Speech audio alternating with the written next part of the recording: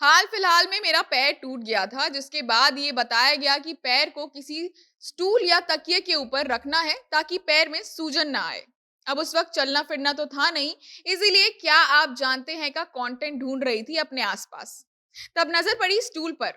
अब ये जो प्लास्टिक से बना हुआ स्टूल होता है, उसमें आपने हमेशा एक चीज देखी होगी, वो है स्टूल के बीच में गोलाकार छेद। प्लास्टिक का स्टूल सभी के घर में तो मिल ही जाता है, साथ ही किसी भी कैफे, ऑफिस या अन्य किसी भी चीज की दुकान में आपको प्लास्टिक की स्टूल दिख जाती होगी। खास तौर पर बैठकी के लिए तो हमारे यहाँ ये प्लास्टिक की स्टूल बहुत ज्यादा इस्तेमाल होती है, दुकानों के बाहर खास तौर पर। अब कहीं का भी स्टूल हो, ये गोलाकार छेद हमेशा स्टूल के सीट के बीचों बीच होता है। आपने इसे नोटिस जरूर किया होगा, लेकिन असल कारण शायद ही जानते होंगे। क्या ये गोलाकार छेद किसी डिजाइन को ध्यान में रखकर बनाया जाता है या फिर कोई और वजह है? तो क्या आप जानते हैं कि प्लास्टिक के स्टूल के बीचों बीच गोलाकार छेद क्यों बना होता है? सही कारण आपको आज बताएंगे। लेकिन उससे पहले नमस्कार, मेरा नाम है शांभवी शर्मा। आप जनता जंक्शन का स्पेशल सेगमेंट क्या आप जानते हैं देख रहे हैं। अब अगर आप सोच रहे होंगे कि अलग-अलग ब्रांड के स्टूल के ऊपर जरूरी नहीं कि स्टूल के बीचों बीच गोल छेद ही होता होगा, तो ये सच नहीं है। दरअसल प्लास्टिक के स्टूल जहां भी बनाई जाती है, उसके बीचों बीच गोलाकार छेद होता ही है। कई रिपोर्ट्स के अनुसार तो किसी भी ब्रांडेड या लोकल कंपनी के द्वारा एक ही डिजाइन और आकार का प्लास्टिक स्टूल बनाया जाता है, चाहे वो भारत हो या अन्य कोई भी देश हो। और इसके पीछे एक खास वैज्ञानिक कारण है, जिसके तहत सभी प्लास्टिक उत्पादन की कंपनियां इस नियम का पालन करती हैं। अब ये वैज्ञानिक कारण है क्या, ये समझ लीजिए। तो ये हम सभी जानते हैं कि स्टूल को रखना काफी आसान होता है, यानी उनका मेंटेनेंस झंझटिया तो बिल्कुल भी नहीं होता है।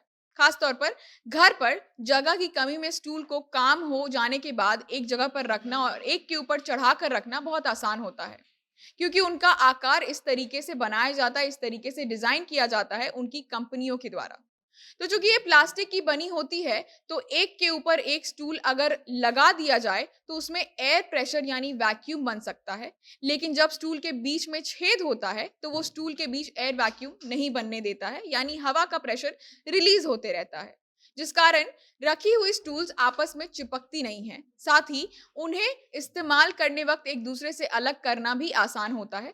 वरना अगर ये छेद ना हो, तो एक के ऊपर एक रखी हुई स्टूल्स को अलग करने में किसी को भी बल का प्रयोग करना पड़ेगा, जो कि हर वक्त संभव नहीं होता है। तो इसी वैज्ञानिक कारण से स्टूल के बीच छेद होता है हमेशा, यानी मसला यहाँ पर एयर वैक्यूम का है। लेकिन इसके अलावा भी और मुख्य कारण है, तो वो भी सुनते जाइए। आपने कभी भी किसी स्टूल में गोल के अलावा किसी भी आकार का छेद नहीं देखा होगा, यानी त्रिकोण या चौकोर यानी ट्रायंगल या फिर रेक्टेंगल आकार का छेद कभी भी नहीं देखा होगा।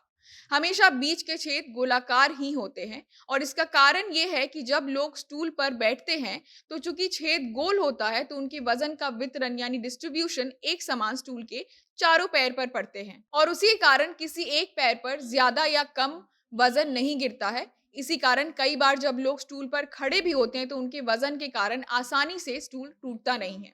इसी के साथ चूंकि बीच में छेद होती है स्टूल के, तो उसे बीच से पकड़कर उठाना, एक स्टूल के ऊपर रखना या फिर उसे निकाल कर इस्तेमाल करना, यानी कि स्टैक में लगे हुए स्टूल को निकाल कर उसका इस्तेमाल करना बहुत ही आसान हो जाता है सभी के लिए।